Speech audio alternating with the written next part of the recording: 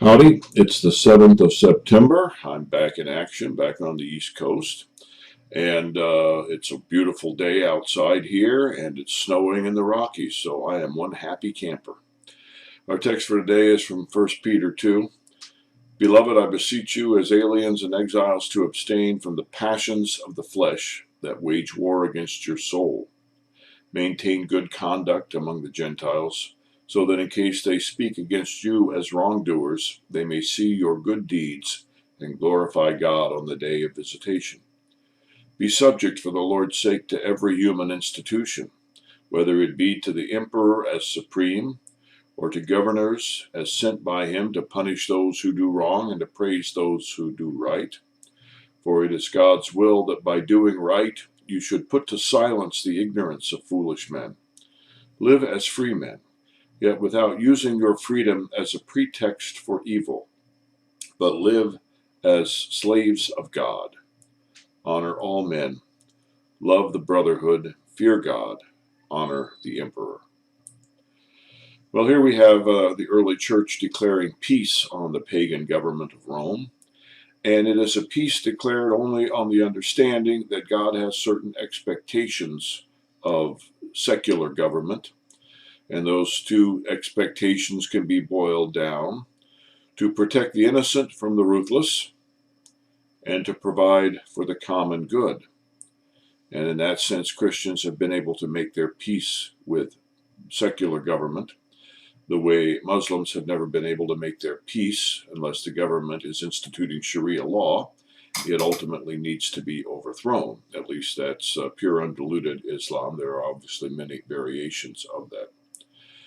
But the interesting thing for me is that freedom, and this is at the end of the text, live as free men, yet without using your freedom as a pretext for evil, but live as servants of God, slaves of God, actually in the Greek, douloi.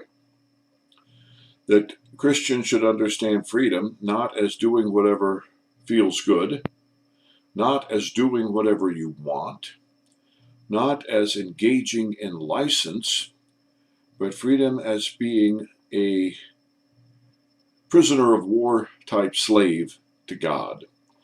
There was a distinction in Koine Greek between a doulos and a pais.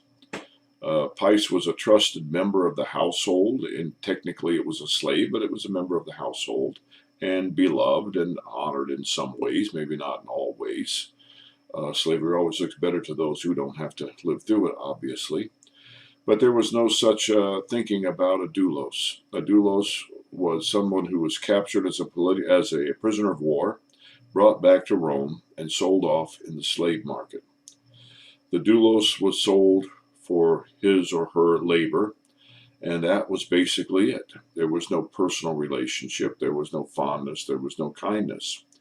So you can understand the curiosity when Paul repeatedly refers to himself as not a pais of God, good Hebrew sense, but a doulos.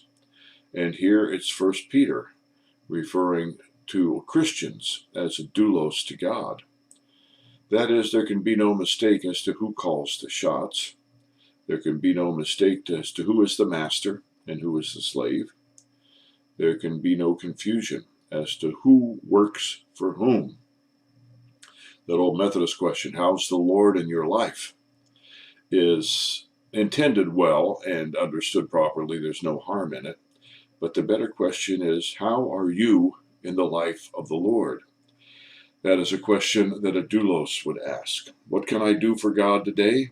How can I be a different person in order to please God today? How can I serve God in all that I think, do, and say, because He is the Lord and I'm not? And that, of course, extends into all aspects of our lives and our life together. God does not work for me. I work for God. And the same, I hope, is something you can say. God does not work for you. You work for God. And what a fulfilled life it is to work for the living, loving God. Have a great day. Talk to you tomorrow.